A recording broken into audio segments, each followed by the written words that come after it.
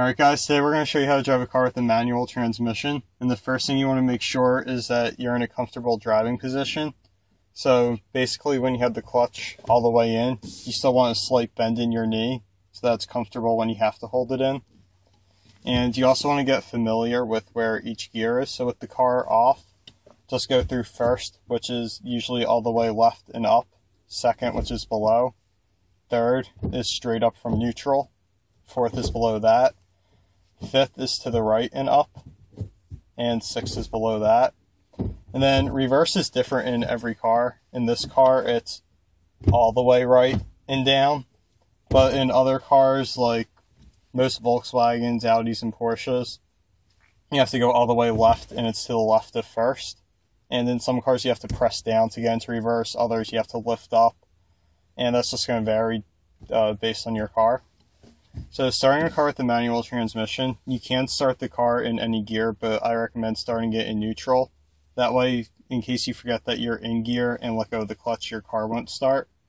So to start a manual transmission car, you just want your foot all the way down on the clutch, and you want to either turn your key or press your engine start-stop button, and the car will start right up. And you're in neutral when the stick moves left and right freely, just like that. So to get started in first gear, the easiest way to do that is to find out where the engagement point is in your car. So to do that, you want to put the clutch all the way in, go into first gear, and then without using any gas, you just want to very slowly let the clutch out. And I'm going to show you what that looks like. And the first bit of travel, nothing's going to happen. And then all of a sudden, you'll feel it kind of like push up into your foot, and the car will begin to roll like it is right now.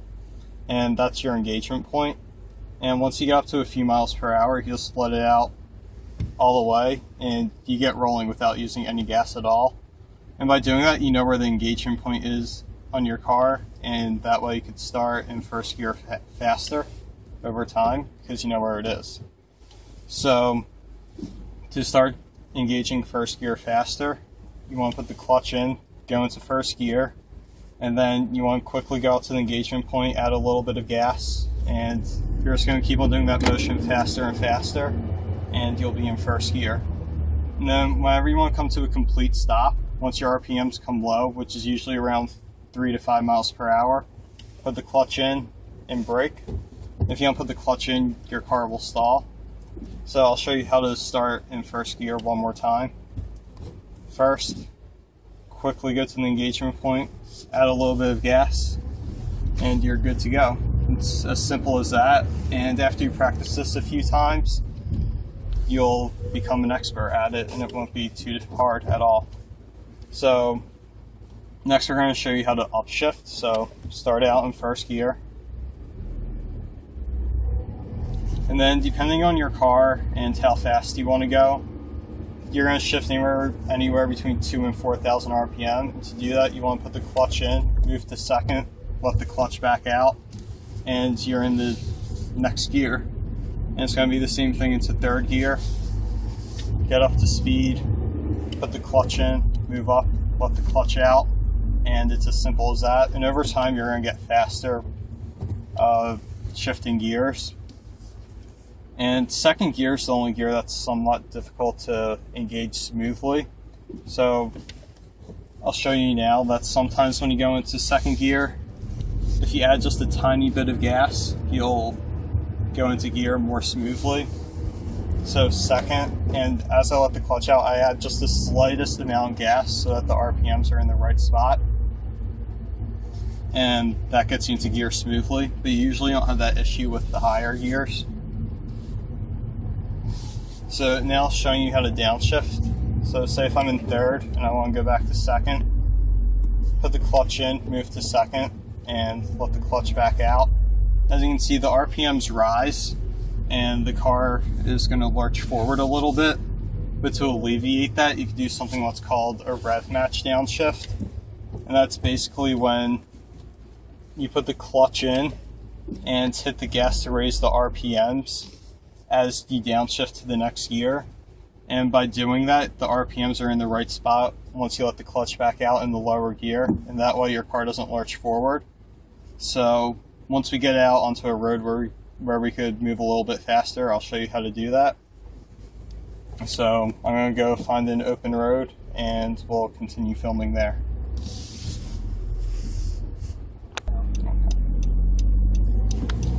Alright guys, so now we're going out onto a normal road, and basically if you need to get up to speed faster, you just stay in your gear longer before you upshift.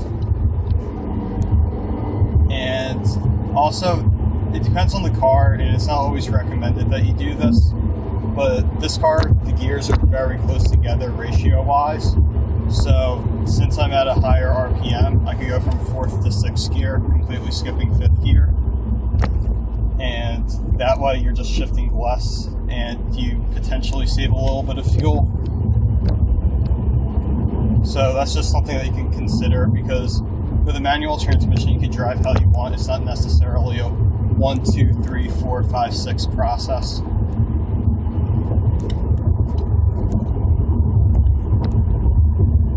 And now I'm also going to show you how to rev match downshift. That's something that you want to do if you're slowing down gradually as you're approaching a red light and you think it's going to turn green by the time you get to it, or as you're approaching a turn. That way you're in gear before you approach the turn, and that way as you're in the turn and you're coming out of it, you're already in an appropriate gear to speed back up.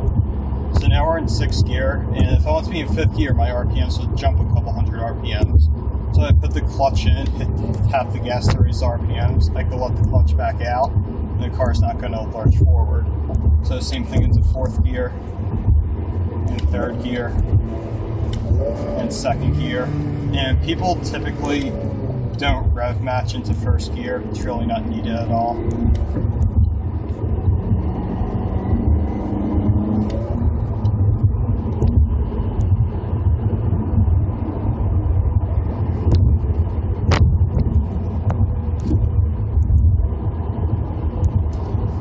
So once again, I'm in 6th gear, so 5. And that's when I didn't give it quite enough gas, but that's 4th gear, then into 3rd.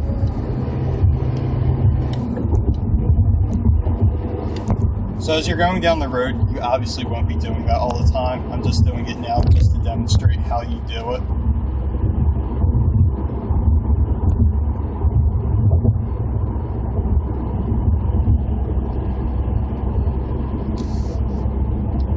And another thing is, as you're approaching a red light, you always want to keep your car in gear as long as possible. You just don't want to put it into neutral and coast to the red light, because that's not safe. If you ever do need to accelerate for some reason, your car won't be in gear then, and you won't be able to move.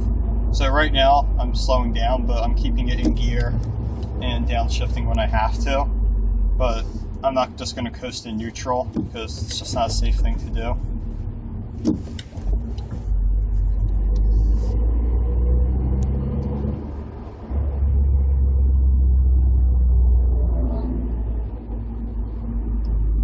And once you're moving pretty quickly, it's pretty much impossible to stall the car. So right now, I'm at 5 miles per hour in 3rd.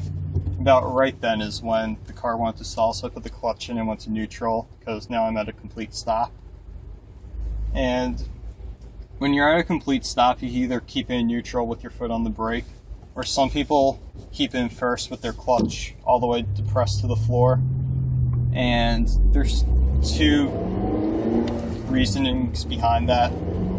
People say if you keep the car in 1st gear and you get hit from behind,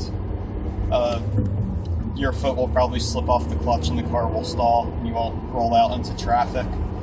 But some people also say that puts excessive wear on the car's throw-out bearing.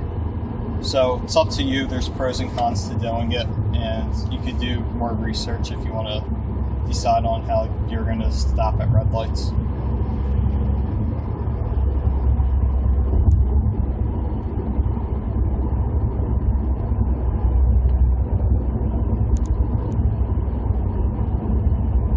Alright, and now we're going to show you how to start on a hill. Now this car has a hill holder function, so even if I take my foot off the brake, it's going to hold me for about 3 seconds, and that's going to happen every time I tap the brake.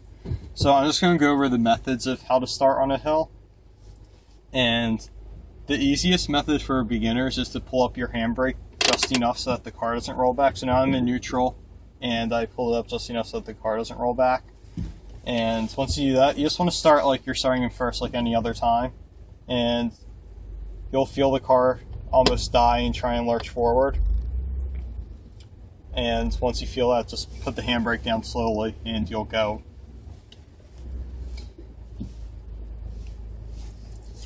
And besides the handbrake method, the more popular method is just putting your car in first, holding down the brake, and instead of holding the gas as you let out the clutch a little bit, you're just going to go until you feel the engagement point. And you also know you're there when the RPMs begin to drop a little bit.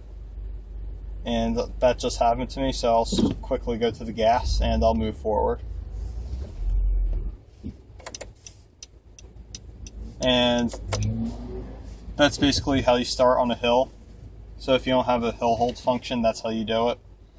And I'm going to go to one more spot real quick and we'll show you how to park and drive in reverse. Alright guys, and now we're going to show you how to use reverse real quick. It's basically the same as first gear. You want to put the clutch in, go into reverse, and in reverse you're typically going slower than in first gear. So in reverse, you'll usually end up riding the clutch a little bit to get going, and then you'll just put it to the floor and coast back as needed. And if you need to speed up again, just let the clutch out a little bit more. And if you do happen to be going fast enough in reverse, you can let it all the way out just like first gear.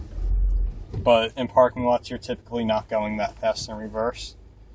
And basically that's how you drive a car with a manual transmission. The only other thing is how to park it.